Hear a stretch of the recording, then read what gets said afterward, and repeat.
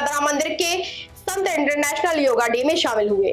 आज 21 जून international yoga day है। हर साल की तरह सुबह 6:45 पर बच्चे, भक्त और आदरणीय संत BAPS श्री स्वामीनारायण मंदिर अटलादरा परिसर में योग प्रदर्शन में शामिल हुए।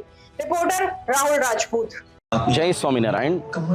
आज આપણે સૌ જાણીએ છીએ તે મુજબ 21મી જૂન એટલે કે વિશ્વ યોગ દિવસ ઉજવાઈ રહ્યો છે અને તે નિમિત્તે આજે અટલાદરા BAPS સ્વામિનારાયણ મંદિરમાં લગભગ 100થી વધારે નાના બાળકો અને સંતો પણ આજે યોગાસન કરી રહ્યા છે।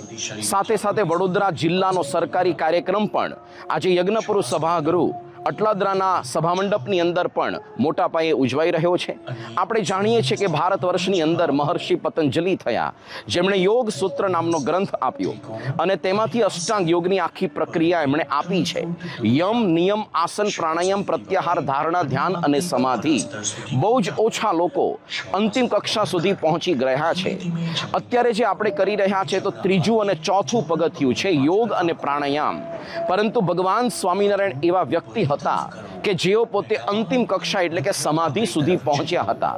સમાધિમાં ભગવાન સાથેનો યોગ થાય એટલે ભગવાનનો સાક્ષાત્કાર થાય, એમના સુખનો અનુભવ થાય। ભગવાન સ્વામિનારાયણની વિશેષતા એ હતી, અનેક લોકોને કેવળ દ્રષ્ટિ માત્રથી કે સંકલ્પથી સમાધિનો અનુભવ પોતે કરાવી શકતા, એવું એમનું અદ્વિતીય ઐશ્વર્ય કાર્ય હતું।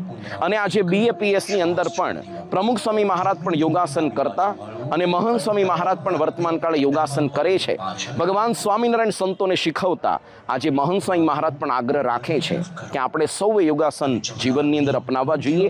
ન કેવળ આ અટલાદરા મંદિરમાં પણ આજે BAPSના 1500થી વધારે સેન્ટર્સમાં આવી જ રીતે યોગાસનનો કાર્યક્રમ યોજાશે કે યોજાઈ રહ્યો છે। મહંત સ્વામી મહારાજ હાલ સારંગપુરમાં છે, તેમની ઉપસ્થિતિમાં પણ યોગાસનનો કાર્યક્રમ થયો છે। આ યોગાસન ખરેખર જીવનની અંદર અપનાવવા જેવા છે, કારણ કે આપણા તન અને મનને પ્રફુલ્લિત કરે, નિરામય રાખે અને આત્માની ઉન્નતિ કરે, ભગવાનનો અનુભવ આપણને કરાવે। આપણે પણ નિરામય સ્વાસ્થ્ય માટે યોગાસનને અનુસરીએ એવી આપ સૌને વિનંતી છે। જય સ્વામી।